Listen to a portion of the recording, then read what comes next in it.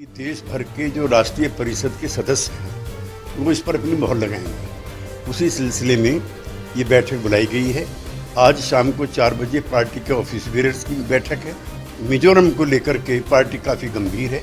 हम पहले भी वहाँ पे चुनाव लड़ चुके हैं, हमारे एमएलए भी रहे हैं, एमपी भी रहे हैं, मिनिस्टर भी रहे हैं, इसलिए उस पर भी चर्चा होगी। जनता दल यूनाइटेड के राष्ट्रीय महासचिव केसी त्यागी राजधानी पटना पहुंच चुके हैं। उनका बयान भी सामने आ गया है। उन्होंने स्पष्ट रूप से कहा है कि जिस तरीके से जनता दल यूनाइटेड का राष्ट्रीय परिषद की बैठक होनी है तो कहीं ना कहीं नए राष्ट्रीय अध्यक्ष ललन सिंह बने हैं और उसी को लेकर यह बैठक आयोजित की गई है। साथ ही साथ उन्होंने यह भी कहा है कि इस पर चर्चा होने वाली है।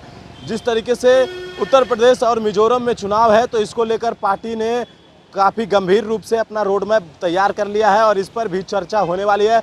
उत्तर प्रदेश में कई बार जो है उनके एमएलए और मिजोरम में भी उनके एमएलए एमपी जीत चुके हैं। इसको लेकर जो तैयारियां हैं वो जनता दल यूनाइटेड करना है और उसी को लेकर आज बैठक होने हैं। साथ ही साथ आपको बता दें कि जिस तरीके से जातीय जनगणना के मुद्दा है तो जातीय जनगणना पर उन्होंने कहा है कि हमारा स्टैंड क्लियर है जातीय जनगणना को लेकर। और एक बात बता दें कि जिस तरीके से लगातार जदयू के अंदर खाने में जो लगातार विवाद चल रहा है इसको लेकर भी उन्होंने क्या कुछ कहा, सुनिए उनके पूरे बयान को। ये एक रूटीन और आवश्यक कार्रवाई का हिस्सा है। आरसीपी सिंह जी के त्यागपत्र के बाद ललन जी पार्टी के अध्यक्ष बने, जिसको पार्टी के राष्ट्रीय पदाधिकारी और राष्ट्रीय कार्यकारिणी की मीटिंग ने अप्रूव किया। लेकिन एक औपचारिकता अभी बाकी है कि देश भर के जो राष्ट्रीय परिषद के सदस्य हैं वो इस पर अपनी मोहर लगाएंगे। उसी सिलसिले में ये बैठक बुलाई गई है। आज शाम को 4 बजे पार्टी के ऑफिस बेयर्स की बैठक है और उसमें एजेंडा तय किया जाएगा और कल विधिवत तमाम देश भर से आए हुए जो राष्ट्रीय परिषद के सदस्य हैं वो इस पर मोहर लगाएंगे। सर 5 राज्यों में चुनाव भी होने जा रहे हैं, उसको लेकर भी उत्तर प्रदेश और मिजोरम को लेकर के पार्टी काफ़ी गंभीर है।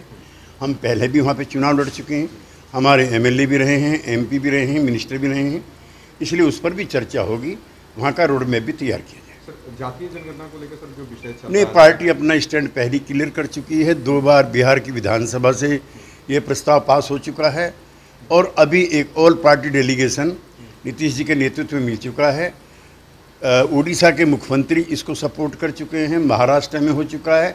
ये समय की मांग है। जब आप पशु पक्षी और जानवरों की जनसंख्या इकट्ठा कर रहे हो तो आदमियों की इकट्ठा करने में क्या दिक्कत है? बीजेपी के मंत्री लगातार ये बोल रहे हैं बीजेपी इसके साथ है। बीजेपी के deputy chief minister Tarkeshwar Prasad ji ने कहा है कोई दिक्कत नहीं है। उनके नेता सुशील मोदी जी ने कहा है। मुंडे जी उनके पिछड़ी जातियों के सबसे बड़े नेता थे, उन्होंने कहा है। प्रधानमंत्री ने भी 27% का ओबीसी छात्रों को रिजर्वेशन दिया है। इसलिए कहना गलत है कि बीजेपी इसके खिलाफ। सर ये आर्थिक जनगणना की बात सर कही जा रही है। नहीं, आर्थिक कोई जनगणना नहीं होती, उसमें निहित होता है सर।